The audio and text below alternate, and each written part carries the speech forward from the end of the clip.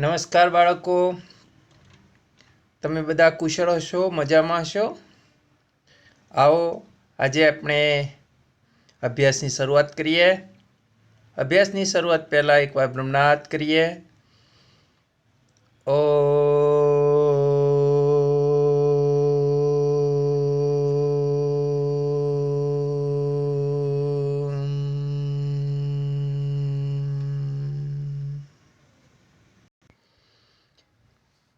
આજે આપણે જે પાઠનો પરિચય કરવાનો છે તે પાઠ છે સંસ્કારની શ્રીમંતાઈ. આ પાઠના લેખિકા છે શ્રી કુંદનિકા કાપડિયા. આ લેખિકાનો જન્મ ઈસવીસન 1927માં થયો હતો. કુંદનિકા કાપડિયાનો જન્મ લીંબડી મુકામે થયો હતો. તેઓ વાર્તાકાર તેમજ નવલકથાકાર તરીકે જાણીતા છે. નવલકથા એટલે આખી નવલકથામાં, આખી કૃતિમાં એક જ વાત આવતી હોય એવી કૃતિને નવલકથા કહે છે. પ્રેમના આંસુ, કાગળની હોડી વગેરે એમના જાણીતા વાર્તા સંગ્રહો છે. 7 પગલાં આકાશમાં એમની બહુચર્ચિત નવલકથા છે. પરમ સમીપે વિશિષ્ટ રીતે તૈયાર કરેલો એક પ્રાર્થના સંગ્રહ છે. એમણે સાહિત્યની સાથે સાથે સમાજ સેવા અંગીકાર કરી હતી. એમણે સમાજ સેવાના કાર્યો પણ ખૂબ કર્યા હતા. હાલ તેઓ વલસાડ નજીક આવેલા નંદીગ્રામમાં સ્થાયી થઈ અને સાહિત્ય સર્જન કરી રહ્યા છે. માનવ જીવનની ઘટમાળ એવી છે કે એમાં સુખ પછી દુઃખ, ચડતી પછી પડતી કુદરતના ક્રમ પ્રમાણે અવશ્ય આવતા રહેતા હોય છે. એકધારી જિંદગી ચાલતી નથી. ક્યારેક સુખ તો ક્યારેક દુઃખના સમયમાંથી આપણે પસાર થવાનું હોય છે. આવા કપરા સમય પણ જરાય વિચલિત થયા વગર સ્વચ્છતા જાળવી રાખવી, સ્વસ્થ બની રહેવું, પરિસ્થિતિનો ખરા દિલથી સ્વીકાર કરવો એ જ સાચા સંસ્કાર છે. એમાં જ સંસ્કારની શ્રીમંતાઈ, સંસ્કારની અમીરાઈ છુપાયેલી છે. એક સમય હતો જ્યારે શેઠ જગમોહનદાસ અને એમના પરિવારમાં શ્રીમંતાઈ, અમીરાઈ, સમૃદ્ધિ, ધન, વૈભવ હતું. અચાનક ભાગ્યની દશા બદલાઈ અને તેઓ કારમી ગરીબીમાં સપડાયા. કારમી ગરીબીમાં પણ એ કુટુંબના એક સભ્ય, અબાલ વૃદ્ધ બધાય સૌ કોઈ પણ સ્થિતિનો વાંક કાઢ્યા વગર, નિરાશ થયા વગર પોતાના ભાગ્યે જે કામ આવ્યું, પોતાના ભાગ્યે જે કર્તવ્ય બજાવવાનું આવ્યું છે એ એકમેકને મદદરૂપ થવાનું ચાલુ રાખે છે. જગમોહનદાસ અને તેમના પરિવારના સભ્યો સુખ સંપત્તિમાં આડોડતા હતા, પરંતુ અચાનક ભાગ્યનું પાંદડું બદલાય છે. એમના પરિવાર પર ગરીબાઈનું મોજું ફરી વળે છે. આવા સમયે કુટુંબના બધા સભ્યો કોઈનો પણ વાંક કાઢતા નથી, સહેજ પણ નિરાશ થતા નથી કે અફસોસ કરતા નથી અને એ પરિસ્થિતિનો શાંતિથી સ્વીકાર કરી લે છે. એઓ એકબીજાને મદદરૂપ થવાની ભાવનાને પોતાની ફરજ માને છે. આમ જગમોહનદાસ અને એમના પરિવારના સભ્યોમાં આવી પડેલી ગરીબાઈમાં પણ જે સંસ્કારો જળવાઈ રહ્યા છે એ સંસ્કારની અમીરાઈ, એ સંસ્કારની શ્રીમંતાઈની વાત આ પાઠમાં કરવામાં આવી છે. તો આવો આવી સુંદર કુટુંબ કથાનો આજે આપણે પરિચય કરવાનો છે. જગમોહનદાસ એટલા શ્રીમંત હતા કે તેમના વર્તુળમાં તે રાજા નામથી સંબોધાતા.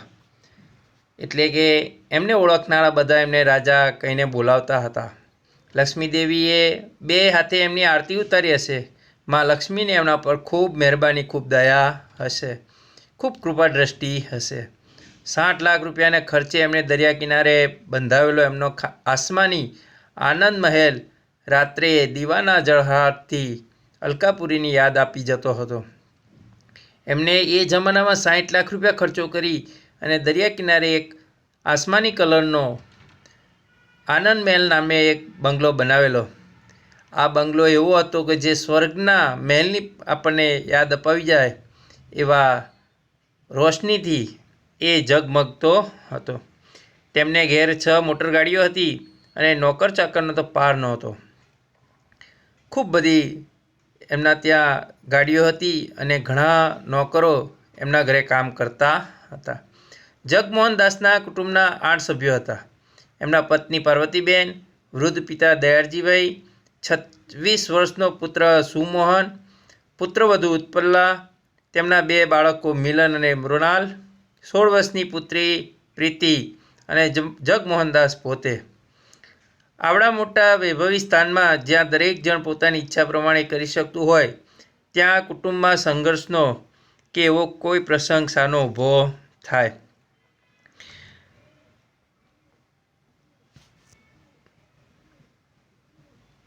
બધા જ લોકો ખૂબ સુખી હતા. જિંદગી સામે ફરિયાદ કરવાનું એમની પાસે કોઈ કારણ નહોતું. પરંતુ વિધાતાના ખેલમાંય અજબ વળાંકો રહ્યા હોય છે. આપણે બધા જાણીએ છીએ ભગવાનની લીલા અકળ છે, ન જાણી શકાય. આપણને નવાઈ પમાડે એવી ભગવાનની લીલા હોય છે. ભાગ્યનો ખેલ માણસને અચરજ પમાડે એવો હોય છે. જગમોહનદાસ સટ્ટાનો વેપાર કરતા હતા. વેપારમાં એમને એક ભયંકર ફટકો પડ્યો. ખૂબ મોટું નુકસાન આવ્યું. અને વિપત્તિ આવે છે, મુસીબત આવે ત્યારે એકલી આવતી નથી. સાથે પોતાના સંબંધીઓને મોટી મોટી બીજી મુસીબતોને પણ એ લઈને આવે છે. એ કહેવત પ્રમાણે એ મુસીબતની પાછળ એક પછી એક આઘાતો, પરાજયો અને નુકસાનીની પરંપરા ચાલી આવે છે.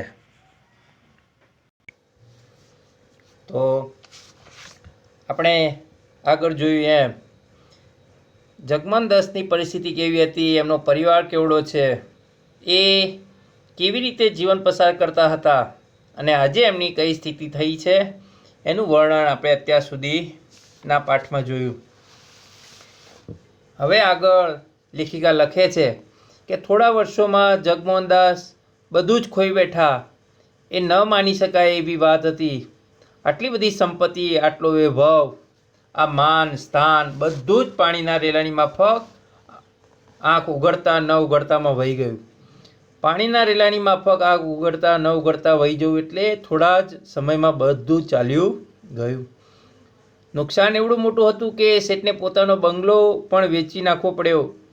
મોટરગાડી ને ઘરની બીજી કિંમતી વસ્તુઓ તો એ પહેલાં જ વેચી નાખી હતી. અતિશયોક્તિ વગર કહીએ તો, કાંઈ પણ વધારે બોલ્યા વગર કહીએ તો ખરેખર સોનાના પરણામાં એટલે ખૂબ જ સમૃદ્ધિમાં જેમના બાળકો મોટા થયા હતા, એ જગમોહનદાસ 50 રૂપિયા ભાડું આપી એક નાનકડા મકાનમાં રહેવા ચાલ્યા ગયા છે.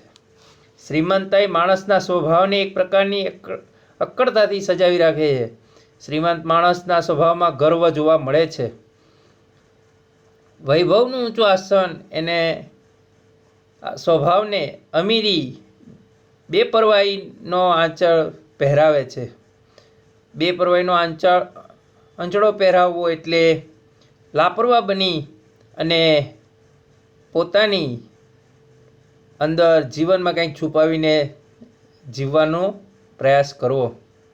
તો વૈભવનું ઊંચું આસન એમના સ્વભાવને અમીરી એટલે કે શ્રીમંતાઈ, એ બેપરવાહ એટલે પરવા વગરનું, અને આંચળો પહેરાવે એટલે કાંઈક છુપાવી રાખવાનો પ્રયાસ કરતું એ જીવન જીવતા હતા. પણ માણસની સામે જ્યારે આફતો આવી પડે છે ત્યારે પાઈનો હિસાબ રાખી, પૈસાનો હિસાબ રાખી એમને દિવસો ખેંચવાના હોય છે, દિવસો પસાર કરવાના હોય છે. ત્યારે એમના સ્વભાવમાં સમતુલા અને ઔદાર્ય કેટલું રહ્યું છે.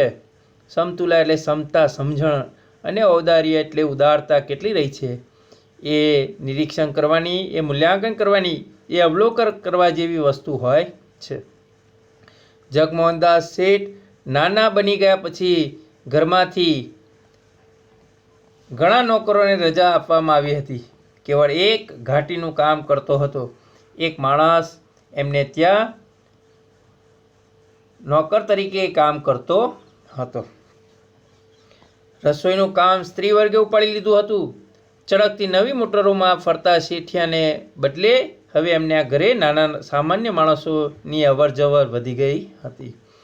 પહેલાં જેના ત્યાં મોટા મોટા અમીરો આવતા હતા, આજે એમના ઘરે સામાન્ય લોકો નું આવવું જવું શરૂ થયું હતું. જગમોહનદાસની પુત્રી પ્રીતિ મારી મિત્ર હતી.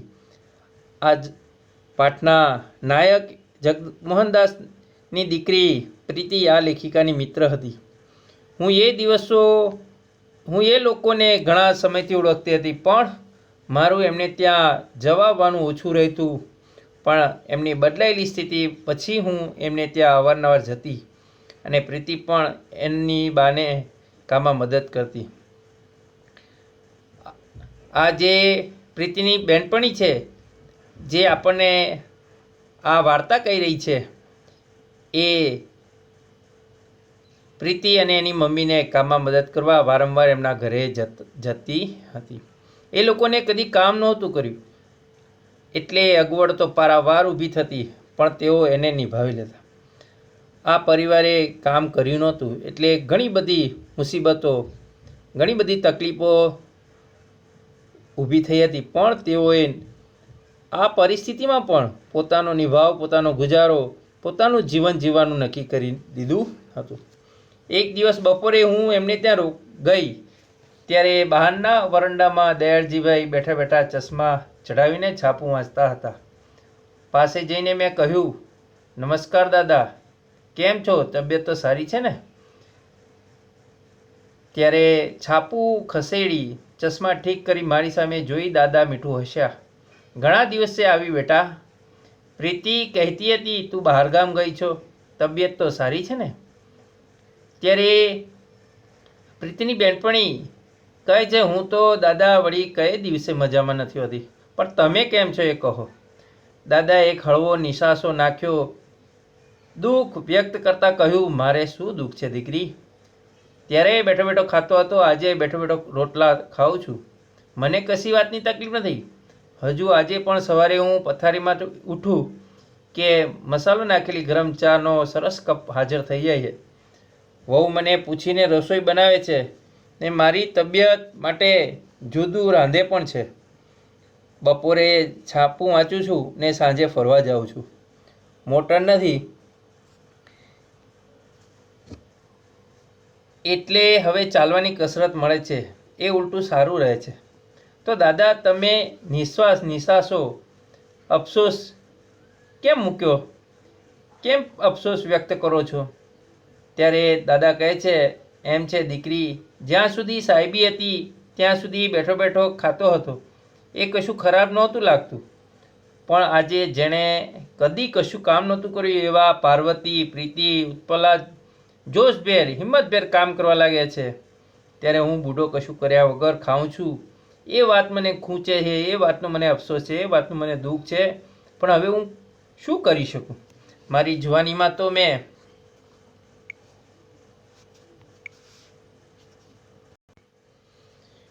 પણ ઘણું કામ કર્યું છે, પણ અત્યારે આ અવસ્થામાં, આ પરિસ્થિતિમાં, આટલી ઉંમરે મને કોણ કામ આપે? બસ આ જ વાતનું દુઃખ રહ્યા કરે છે. દાદા ફરી એમનું મીઠું પણ વિલાયેલું, કરમાયેલું, દુઃખ ભરેલું હાસ્ય હસે છે. કાંઈ નહીં દાદા, તમારી અવસ્થા પણ ક્યાં છે કામ કરવાની? મેં આશ્વાસન આપતા, દિલાસો આપવાનો પ્રયત્ન કરતા કહ્યું. અંદર ગઈ તો ત્યાં સુમોહન બહાર જતો વચ્ચે રસ્તામાં જ મળી ગયો. ઓહો દર્શનાબેન, ઘણે દિવસે ગઈ? ત્યારે દર્શનાબેને કહ્યું, હા જરા બહાર ગામ ગઈ હતી. કેમ છે કામકાજ? નવી નોકરીમાં આનંદ છે ને? ત્યારે સુમન જવાબ આપે છે, આનંદ તો છે દર્શનાબેન, છેક અમેરિકા જઈ ભણી આવ્યો. એ નકામું તો ન જ જાય ને. પણ એક વાત છે, એના મોં પર વિષાદની રેખાઓ દોરાઈ. દુઃખ, એના મોં પર દુઃખ દેખાય છે, પીડા દેખાય છે, દર્દ દેખાય છે. એક વાતનું મને દુઃખ થાય છે, આ પ્રીતિ ઉપર મારી બહુ આશા હતી. એને ડૉક્ટર બનાવી અમેરિકા ભણવા મોકલવી હતી. તમે તો જાણો છો એ ભણવામાં કેટલી હોશિયાર છે, મારા કરતાં ક્યાંય વધારે. મને એમ હતું કે મારી નાનકડી વહાલી બહેનને હું ઊંચામાં ઊંચી શક્ય હશે તે કેળવણી આપીશ, પણ હવે એ સ્થિતિ રહી નથી. મને થાય છે હું આનાથી મોટો, એટલે મને એ સગવડ મળી ગઈ. હવે સ્થિતિ બદલાઈ છે, એમાં સહન તો એણે જ કરવાનું ને. સહન તો સામાન્ય રીતે મોટા કરે, એ મારાથી નાની છે તો પણ આજે એને આ પરિસ્થિતિને લીધે સહન કરવાનું આવ્યું છે.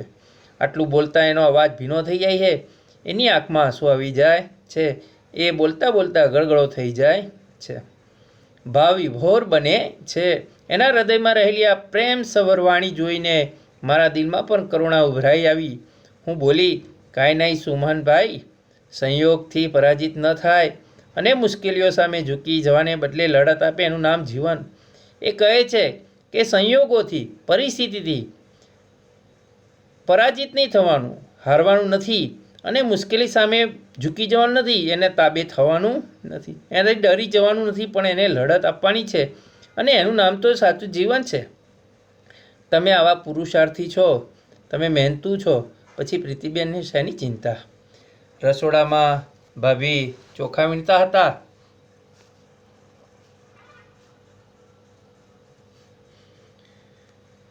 સાચું કહેજો ભાભી, સુખી છો કે કશુંક દુઃખ થાય છે?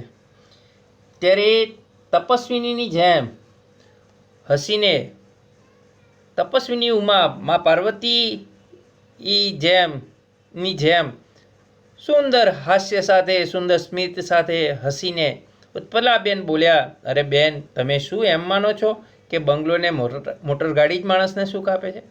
અરે આ કામ કરવામાં જેટલી મજા પડે છે, સાંજના એ નોકરીથી થાકીને આવે, અમે જમી લઈએ, પછી રાતે 2 ઘડી વાતો કરતા જે શીળો આનંદ મળે છે, એ પેલા પાર્ટી ને ક્લબ ને મિજલસ એટલે ભેગા મળીને મેળાવડો કરવો, ભેગા મળી અને કંઈક જલસો કરવો, એમાં ક્યારેય મળતો નહોતો.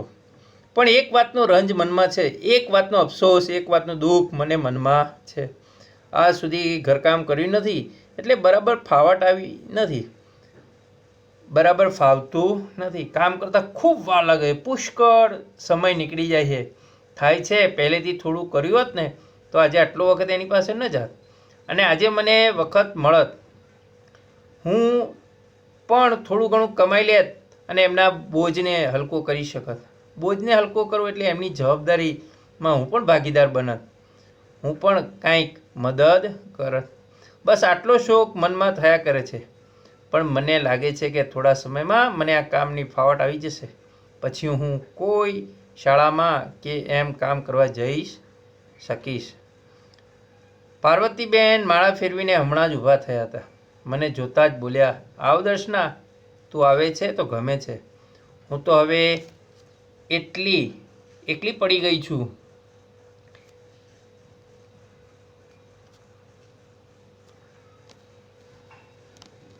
પ્રીતિ કોલેજમાં જાય છે અને ઉત્પલા તો ઘરકામમાં મને અડવા પણ દેતી નથી. મૃણાલને તૈયાર કરું તો પણ કહે છે, ના બા, અમે બધું કરી દઈશું, તમે રહેવા દો. પછી આખો દિવસ કરવું શું? એ હસી, કેવા નસીબદાર સાસુ છો તમે, આવી વહુ કોઈ સહેલાઈથી કોઈને મળે નહીં. ત્યારે આ પાર્વતીબા એ દર્શનાબેનની નજીક આવી અને ધીમા અવાજે કંઈક કહે છે. તે તું શું માને છે, એ મારું નસીબ છે? એ તો છે દાદાજીના પુણ્યનું બળ. મને ખબર છે ને, દાદાજીના દિલમાં ભગવાન બેઠા છે.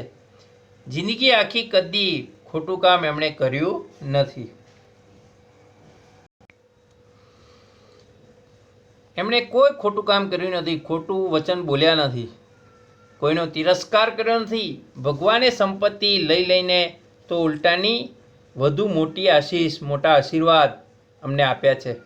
પણ શોક દુઃખ એટલું જ થાય છે કે બધાએ આ મુશ્કેલી નિવારવા, એને દૂર કરવા કાંઈક ને કાંઈક કામ ઉપાડી લીધું છે ને હું એકલી રહી ગઈ.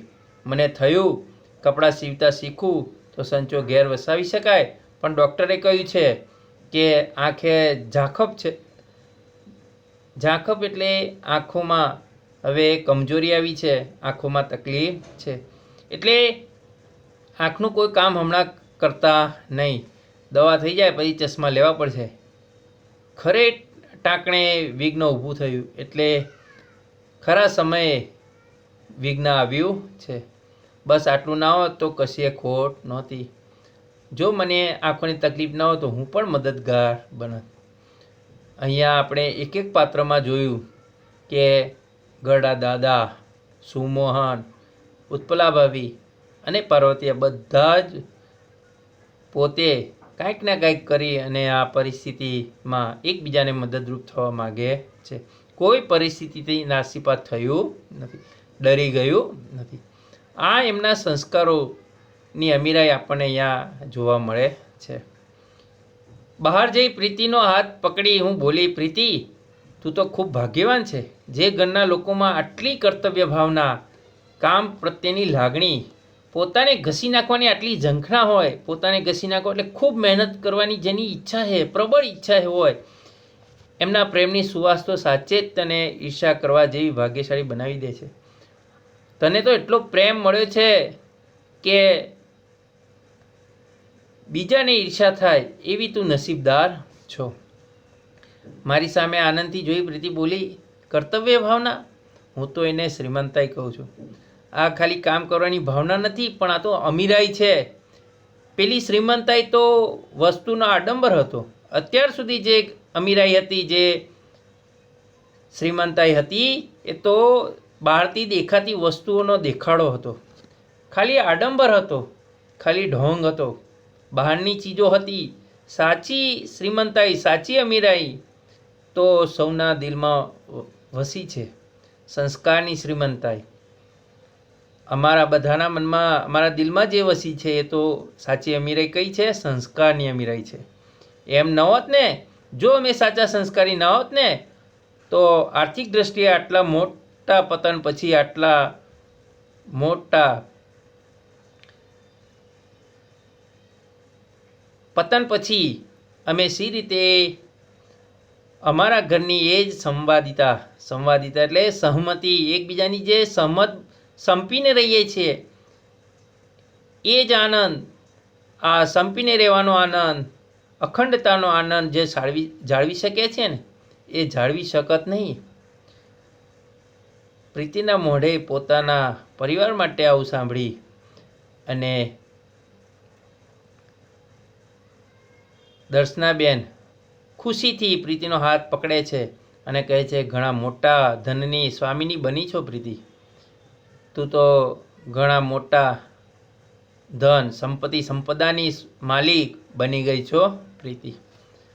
આમ લેખિકાએ આપણને કુટુંબ જ્યારે પરિસ્થિતિ બદલાય અને પોતાના સંસ્કારોને જાળવી રાખે તો એ સંસ્કારી પરિવાર છે, અમીર સંસ્કારી, એમાં કૂટીને ભરી છે. એના દર્શન આપણને આ પાઠમાં કરાવવાનો લેખિકાએ પ્રયાસ કર્યો છે.